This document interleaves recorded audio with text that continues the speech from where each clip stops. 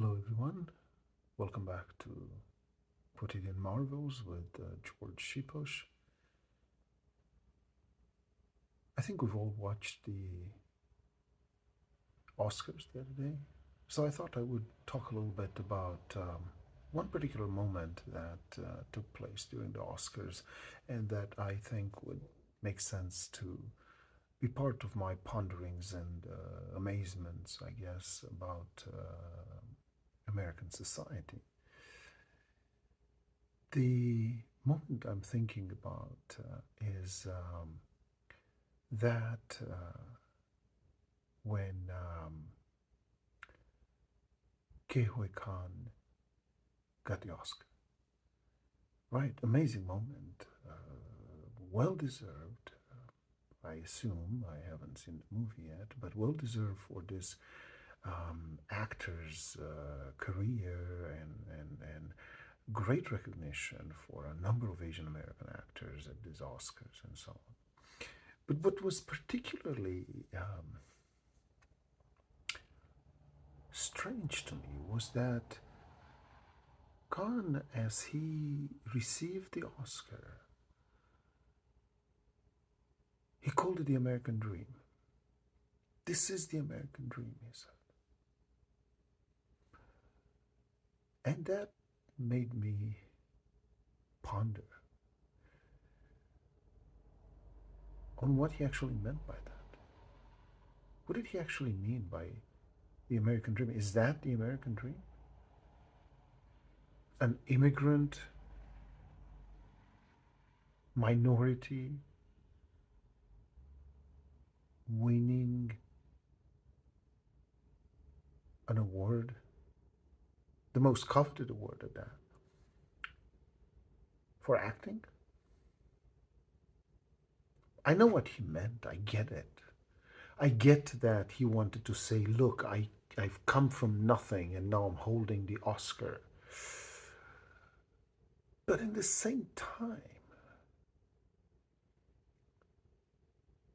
did he think of how limited that definition of the American dream is and how very few people actually get to be in that situation? The millions and millions and millions of immigrants, how many actually get to that point? And I'm not talking just about the Oscars. I'm talking about becoming a millionaire. I'm talking about being successful or famous by the standards of American society today. Right? There's a handful of athletes here and there, maybe some actors, maybe a couple of millionaires. Depends how you look at people like Elon Musk, you know, or the big CEOs in IT. But they are such exceptional cases, such small percentage of people.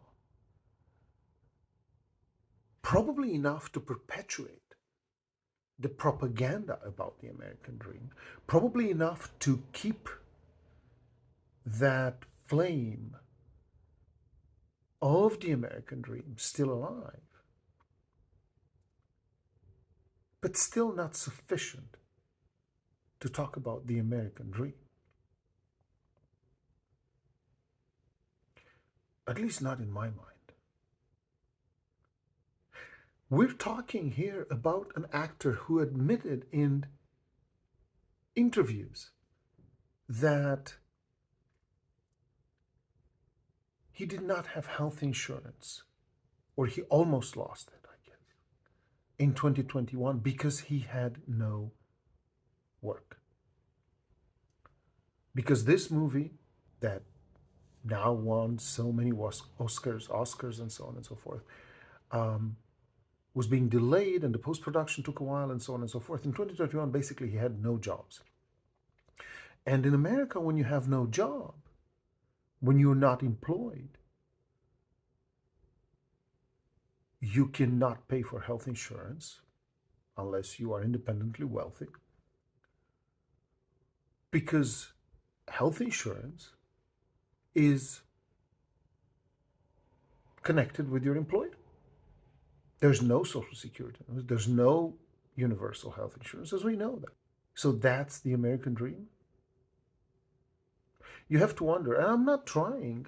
The point of these thoughts and meditations and whatever you want to call them is not to America bash, but is that a dream? And if it is a dream, and he attained it, he and what, another 50, 60, 30 people in his generations, immigrants in his generation, then what makes it a dream? Or maybe that's exactly what that is, a dream for most people.